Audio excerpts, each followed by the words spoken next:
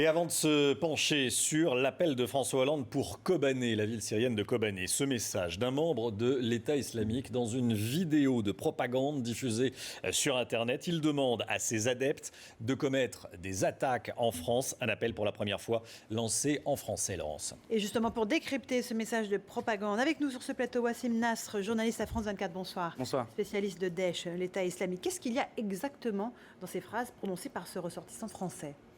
Donc, on entend ce jeune Français qui est en Syrie depuis plus de 2 ans, dans les rangs de l'État islamique, reprendre à son compte les menaces qu'avait formulées le porte-parole de l'État islamique il y a quelques semaines. Donc, il appelle les Français d'obédience musulmane à attaquer d'autres Français. Il appelle à des attaques en France.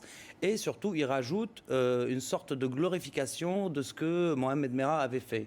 Et donc, il dit, texto, vous avez eu peur d'une personne, donc de Mohamed Merah, il y en aura 1000 à cause des frappes. Donc c'est pour lui et pour l'État islamique derrière lui, c'est une réponse directe aux frappes, à l'engagement de la France en Irak. Alors, est-ce qu'il faut prendre au sérieux ce message ? Est-ce qu'il y en a eu d'autres ou est-ce que c'est vraiment sans précédent pour l'instant ? C'est le premier message qui émane de l'État islamique et d'un Français dans les rangs de l'État islamique après les frappes.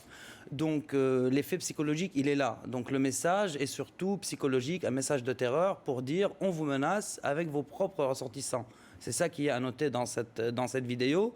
Et est-ce qu'il faut le prendre au sérieux ? La France a toujours été menacée, donc la menace existe, mais je ne pense pas qu'ils ont les moyens de leur ambition, entre guillemets, du moins pour le moment, ce qui n'exclut pas des attaques de loups solitaires, mais je pense, encore une fois, que le but premier, c'est d'instaurer un climat de méfiance, un climat de suspicion entre Français et de semer le désordre à ce niveau-là. Merci beaucoup Wassim Nasr pour cette analyse. Et bien sûr, ITélé a choisi de ne pas diffuser cette vidéo de propagande de l'État islamique.